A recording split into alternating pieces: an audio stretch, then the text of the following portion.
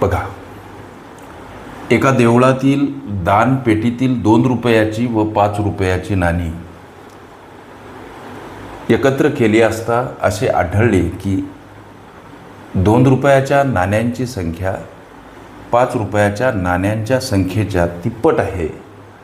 जर ही रक्कम 1100 रुपये असेल तर 2 रुपये व 5 रुपयांच्या नाण्यांची संख्या किती सर? नाणी नोटा या घटकावर आधारित हा प्रश्न.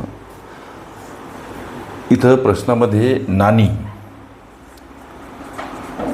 गोष्टी लक्षात घ्या आणि नाण्याचे 2 प्रकार. एक 2 रुपयांची नाणी आहेत, काही गणित म्हणते काही नाणी 5 रुपयांची आहे. 2 रुपयाच्या नाण्याची संख्या 5 रुपयाच्या नाण्याच्या संख्येच्या तिप्पट.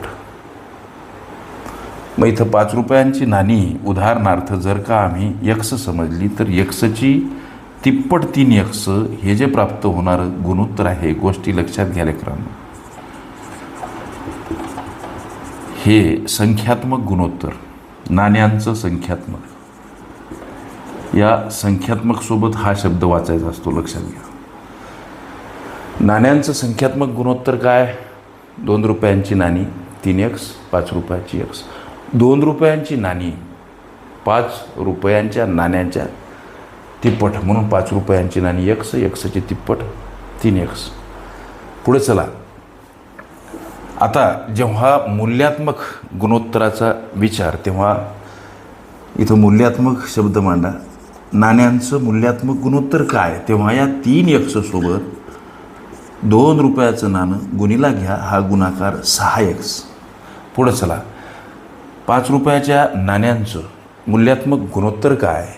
इथं लेकरांनो या x सोबत गुणीला 5 रुपयाचं हे नाणं घ्या, हा गुणाकार करा 5x. म्हणजे 2 रुपयाच्या नाण्याचं मूल्यात्मक गुणोत्तर 6x, 5 रुपयाच्या नाण्याचं मूल्यात्मक गुणोत्तर 5x. आता इथं या नाण्याचं मूल्य आम्हाला दर्शवलं. ही रक्कम 1100 रुपये, म्हणून त्यांची मूल्यात्मक गुणोत्तर जसे की 6x अधिक 5x आणि हेच ते दोन्ही नाण्याचं एकूण मूल्य 1100 जे गणितामध्ये आम्हाला दर्शवलं. इथं मांडा. ही बेरीज 11x समोर हे 1100, xला एकटं करा. 1100कडे जाताना 11 भागीला आणि हा भाग जातो कसा तर 11 1 11 उरले 2 0 1 वर 100नं हा भाग जातो. 11 1 11 त्यावर 2 0. xचं मूल्य 11, xचं मूल्य 100 आलं. लक्ष द्या, xचं मूल्य 100 आलं. याचा अर्थ 5 रुपयाची नाणी किती, जी आम्ही लेकरांनो x समजली, 5 रुपयाची नाणी किती हो तर 100 नाणी. आणि 2 रुपयाची नाणी किती? 2 रुपयाची नाणी आहेत संख्यात्मक स्वरूपात 3x, म्हणून 3 सोबत xची प्राप्त झालेली किंमत 100, 300 नाणी. लक्षात घ्या. प्रश्न 2 रुपये व 5 रुपयांच्या नाण्यांची संख्या अनुक्रमे 300 नाणी 100 नाणी. 2 रुपयांची नाणी 300, 5 रुपयांची नाणी 100. आता लक्षात घ्या, याचं एकदा आपण टॅली करू, ज्याला आम्ही पडताळा म्हणतो. पडताळा घ्या. नाणी, संख्या, मूल्य.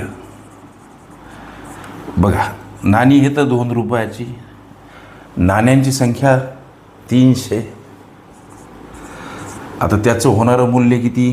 600 रुपये रुपयामध्ये. नाणी 5 रुपयाची किती आहेत हो? 100 आहेत सर. आता या 5 रुपयांच्या नाण्याचं मूल्य किती होणार? 500 रुपये. प्रश्नामध्ये एकूण रक्कम जी 1100 दर्शवली ती येते का? हा पडताळा योग्य आहे. म्हणून 2 रुपयाची नाणी 300, 5 रुपयांची नाणी 100 हे तुमच्या या विचारल्या प्रश्नाचं पुराणू उत्तर. ओके. नाणी नोटा ही माझी प्लेलिस्ट अवश्य बघा. त्यामध्ये विविध स्पर्धकांनी विविध अंगांनी विचारल्या संभाव्य अशा असंख्य प्रश्नांचा सराव तुम्हाला करता येईल. ओके.